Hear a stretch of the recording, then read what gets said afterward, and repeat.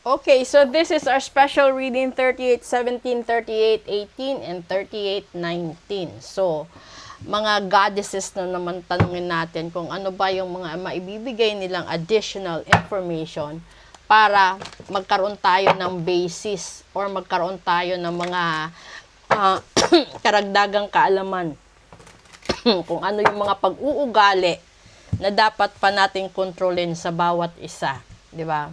Kasi minsan may mga tao talaga na hindi nila alam na yung pag-uugali pala na yan ang magdudulot sa kanila ng kamalasan, kapintasan, yan yung mga pag-uugali na kikitil sa buhay nila, yan yung mga kilos na magiging dahilan kung bakit mawawala ang mga mahal nila sa buhay. So, tingnan natin dito, tayo ng tatlo. Una, assurance. Ayan. Pangalawa, potential. And pangatlo, reverence. O ngayon, dito tayo Kasi, lahat ng tao, ito personal ko na experience. No? O kahit sino siguro. Wala kang ginagawa. 'Di ba? Pero, gusto mong bigyan ng assurance ang client mo na lahat ng sinasabi mo totoo. Pero hindi lahat ng client mo matatanggap ang sasabihin mo. Kasi may mga client na nagre-refuse tanggapin ang negative na prediction. Pero on the other side of perspective, no? Kung bibigyan mo ito ng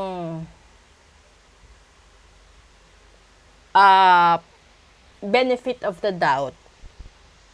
Kapag sinabi sa'yo na yung anak mo, yung asawa mo, may aksidenteng mangyayari or may magkakaroon ng malubhang sakit, dapat magiging basihan mo yon para ingatan mo sila.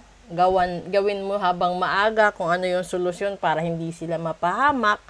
Dahil there is a potential vibration na mangyayari kung ano man yung nakikita natin dito sa assurance na ito.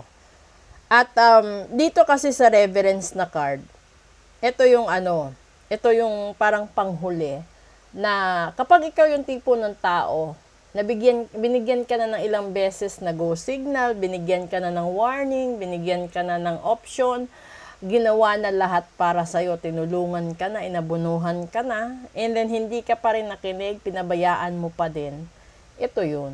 Yung magkakaroon ka talaga ng pagkakataon na tanggapin mo ang dapat mong matanggap sa ginawa mo. Lalong-lalo na kung ikaw yung tipo ng tao na nakagawa ka ng masama sa kapwa, di ba? So, kapag gumawa ka ng masama sa kapwa, assured na yun, may karma kang matatanggap. Ang tanong natin, gaano ba kalaki ang potensyal na matatanggap mo agad yung karma or magkakaroon ba ito ng delay dahil dito sa reverence na ito? Kasi itong reverence na ito is para siyang balance na na weighing scale na titignan kung gaano kabigat ang nagawa mong kasalanan versus doon sa nagawa mong kabutihan. And then, kapag nalaman at napatunayan, parang husgado. Kapag napatunayan na nagkasala ka, ang sitwasyon na ito, magiging susi. Minsan, ng pagkawala ng pamilya mo, pagkawatak-watak ng pamilya mo, pagkatunaw ng negosyo mo, pagkalugi, yung hindi mo pag-graduate, yung hindi mo pag-travel, lahat-lahat ng kamalasan sa buhay. At dito yung tatakbo. So, kung ikaw naman yung tipo ng tao na sigurista ka, kasi may mga tao din sasabihin, sige, patunayan mo muna bago ako maniwala. Bigyan ko kayo ng example, kasi yan yung ugali ng karamihan eh.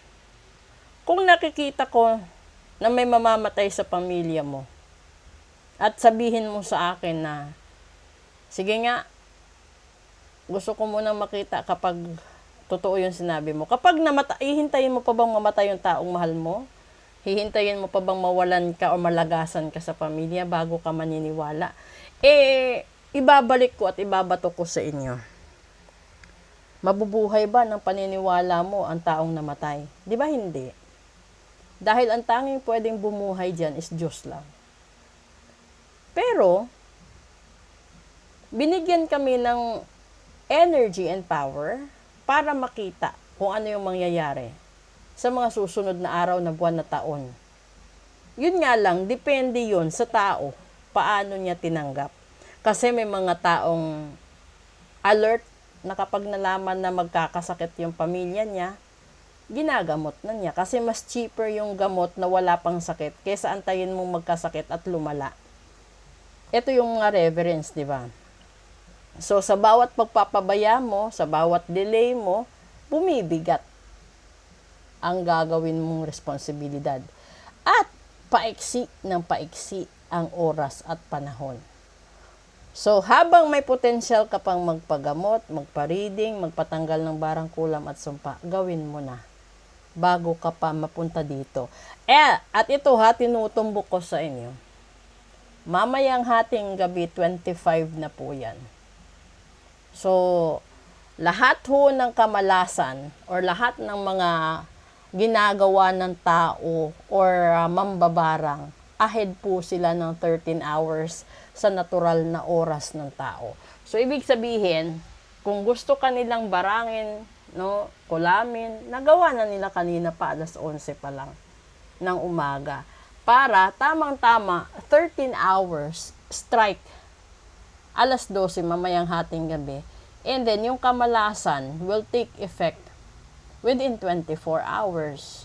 So, kapag tumalab yan sa katawan mo, at dinagdagan pa ng ibang tao na kalaban mo, dadami yan.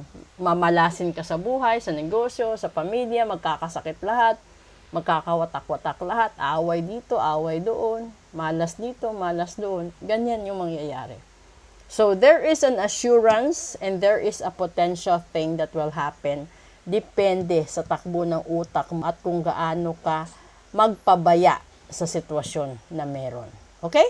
So, proceed tayo sa English episode. Maraming salamat po.